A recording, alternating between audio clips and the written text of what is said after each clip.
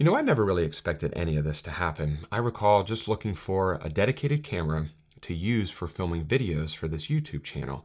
I wasn't going to use it for anything outside of video. I certainly wasn't going to use it for any kind of a photography or any kind of stills work. I was already heavily invested in the Sony system and very happy with those results. I was just looking for something small and compact that was very, very good for video. And I think the reason I never really mentioned this before is because it was always kind of behind the scenes and it didn't have any kind of impact, or it wasn't directly related to my actual landscape photography. And that's really the purpose of this week's video, is to discuss what I learned from using this Fuji X-T3 for the last 12 months. And it's pretty interesting. It kind of changed my mindset on a lot of things. And the way it progressed is, for the first few months I had the camera, I only used it for its initial purpose, which was video. But then as the months progressed, I started to shoot a little bit more and a little bit more with this camera. And all the way up to the point now to where I'm using this camera for my actual photography and stills work almost as much as my Sony a7R II, which is my main camera and also the camera that I'm filming this video on as well. So I broke these down into 5 lessons, or 5 things that this camera really taught me, just so that this video doesn't kind of waffle on forever. But to jump right into it, the very first thing is that resolution, it really doesn't matter.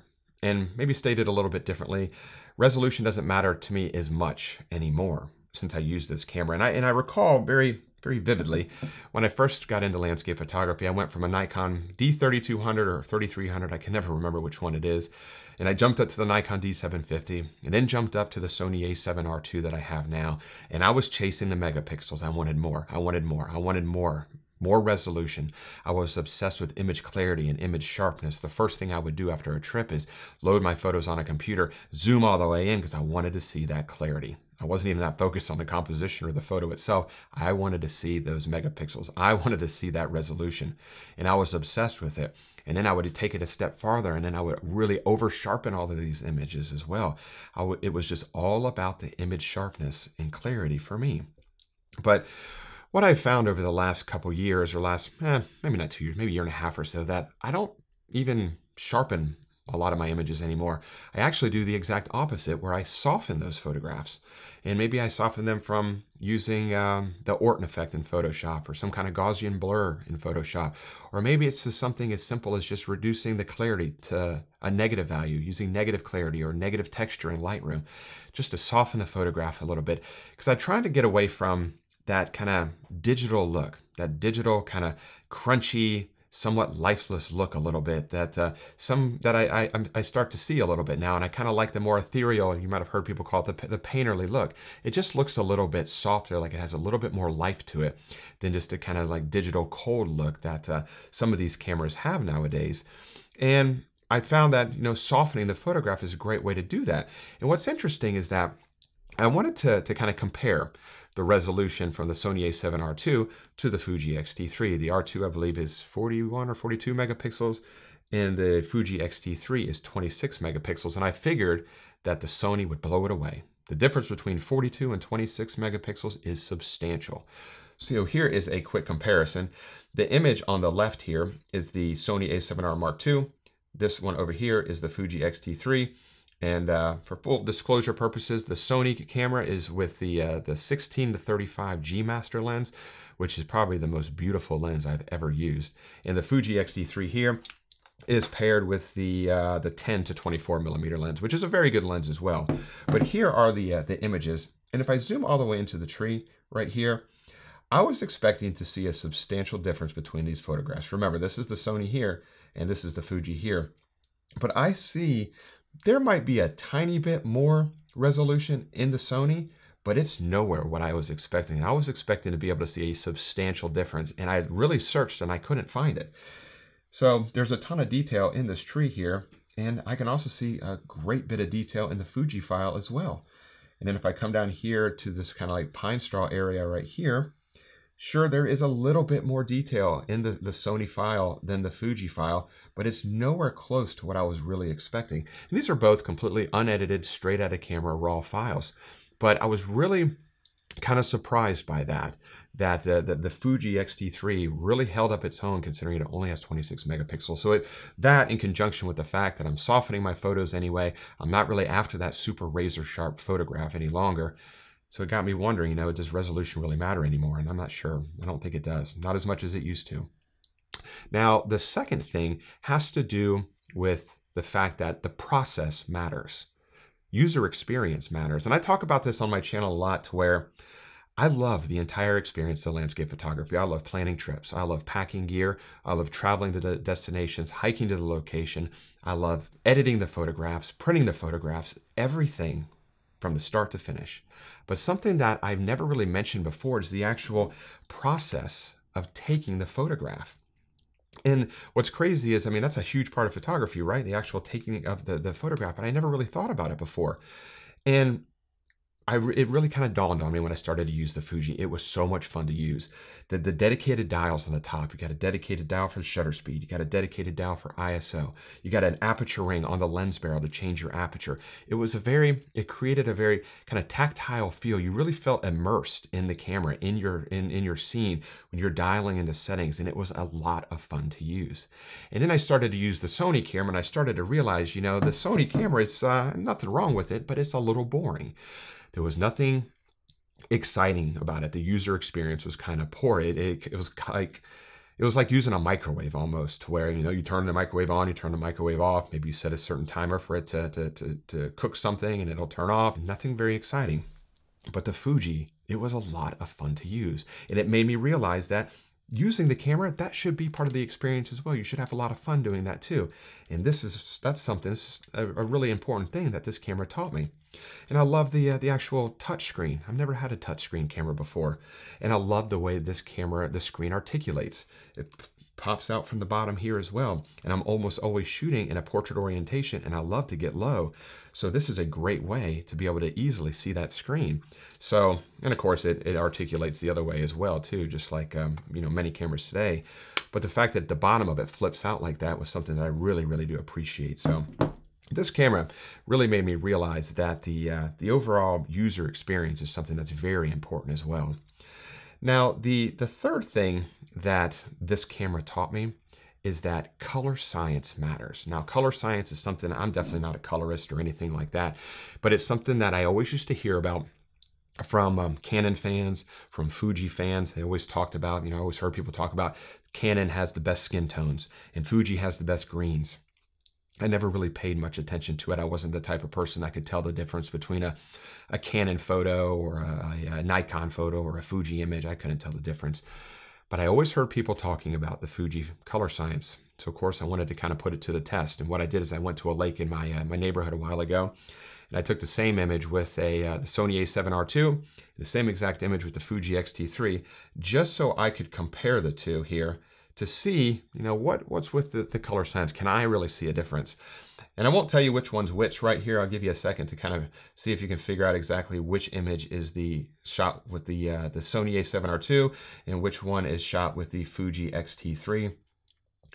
And if you've already locked in your answers, the image on the left right here, this is the one that's shot with the Sony. Image on the right here is shot with the Fuji. And I was able to see a substantial difference between the two. The Sony image here has it's a lot cooler of an image, and it definitely has a lot more kind of blue tones to it. Where the Fuji file here, it definitely looks a little bit warmer. I see a little bit more magenta, especially in the color areas right here. And after using this for the past year, or really photographing heavily with it for the past maybe 7 or 8 months, I really started to appreciate the Fuji Colorscience. It has a little bit more kind of earthy, warmer tone to it. And I think this is a great difference between kind of, this looks like a very digital type of an image, where this one looks like it has a little bit more life to it. And you can even see the difference here if we go back to the images of the tree. And if we zoom into the tree trunk, you can even see the color science here as well. You can see that the Fuji file here definitely has a little bit more magenta as opposed to the actual Sony.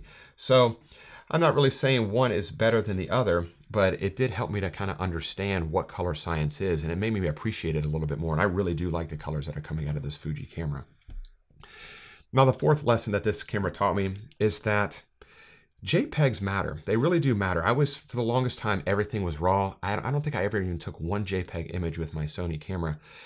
And then over time, much like Colorscience, I wanted to see what the Fuji JPEGs were all about. I always heard people talking about it. So after a few months, I started to kind of test them out. And spoiler alert, the Fuji JPEGs, they really are pretty amazing. They're fantastic. But the thing that I enjoy the most about them is the built-in film simulations. And that's what kind of really got me to start testing the JPEGs, is because I really wanted to test those out. And some of my favorite are, I can't remember them all off the top of my head, but the Eterna, I'll flash them on the screen here, but the most used ones. And I got some examples right here. But just the different film simulations that you can select in camera. And the best part is, and I think this is my favorite one, I think this one is the Eterna right here. And there are somewhat subtle differences, but what's so cool is being able to flip through these film simulations on the back of your camera and actually see the scene change right in front of you real time. And the files, the JPEGs, they're absolutely fantastic. I've actually used some JPEGs from this camera in past videos, and I use them straight out of camera with zero editing whatsoever. And the files are just absolutely fantastic. And it just made me realize that everything doesn't have to be raw. Everything doesn't have to be fully edited. And you don't have to spend hours editing these photos. Sometimes you can just snap the shutter and the photo's ready to go, and it's fantastic. And just going through those film simulations really helps me to realize that the actual JPEGs are very, very important as well. And the actual raw files are pretty good too. Here's a JPEG version of, I'm sorry, this is an unedited raw straight out of camera. And here is the fully edited file right here. And the files edit very nice. Actually, I didn't even see that dragonfly right there. I think that's a dragonfly when I captured this photograph, but I really like the files, the raw files as well. Here's a raw image, and here is an edited photograph as well. So there's some sharpening nuances that with the Fuji file, but there's quite a few different ways to get away from that. You might have heard that people talk about the worms or whatnot, but I really haven't had any kind of real major issues related to that. I found it pretty easy to overcome. But the fifth and final thing that this camera taught me is the fact that size really does matter. And I'm not only talking about just the actual physical size of the camera, but also the sensor size. And, you know, when it comes to the sensor size, it really got me thinking, do I really need the low light capability of a full frame camera? I very rarely ever shoot any kind of astro work. Do I really need the super depth of field of a full frame camera? Or I should say the super shallow depth of field from a full frame camera. I'm not a portrait photographer. I'm almost always shooting around f11 or above. And do I really need all the resolution, all the megapixels that camera manufacturers love to jam in these full frame sensors? And I really don't. And I'm not saying I'm abandoning full frame or not going to use my Sony camera anymore, but it just got me thinking that, can you really get away with this in APS-C sensor camera? And I just have absolutely loved shooting with the Fuji X-T3 for the last year. And the resolution has been fantastic. I haven't had any issues in lower light situations in the blue hour around sunrise or sunset. No issues at all. So it kind of got me thinking, you know, does size really matter from a sensor perspective? And then as far as just the actual physical size of the camera, I love it. What's so interesting about mirrorless cameras is that when they first came out, it was all about the space savings, the weight, the size. And if you were to get a full frame mirrorless camera, sure, those cameras are smaller than a full frame DSLR camera. And that was a big benefit. That was one of the biggest selling features. But full frame lenses, they're pretty much the same size as full frame lenses on a DSLR. They're big, they're heavy. So are you really saving that much weight? You know, I have my normal camera for stills is the Sony a7R II paired with a 16-35, which is a pretty beefy lens as well. And then I have an L bracket on top of that. So that whole setup it's a pretty big setup. It's not huge, but it's not super small either. But this right here, crop sensor camera with, you know, APS-C crop lenses as well. It's just a very, very small setup. And I found myself reaching for this more often than my Sony lately, just because it is just so easy. It's very portable, everything's small. The lenses are small, the body's small. I do have big hands, and I'll admit it is not the most comfortable camera to carry around for an extended period of time. But overall, it's an absolute joy to travel around with. And I just found myself grabbing this more often lately. And as they say, the best camera is always the one you have with you. And lately, this is the camera I've had with me most often. So those are the 5 lessons that I've really used from using this Fuji X-T3 for the past 12 months. And obviously, as the video mentioned, it really has changed the way I thought about a lot of things related to my own photography and photography general for the past few years. So I hope you did enjoy this week's video. If you have any questions, as always, please leave them in the comment section below, and I guarantee I will get back in touch with you. And if you enjoyed this week's video, if you could give it that thumbs up and subscribe to the channel if you're not subscribed already. And as always, I really do appreciate you watching this week's video, and I'll see you next week. Bye.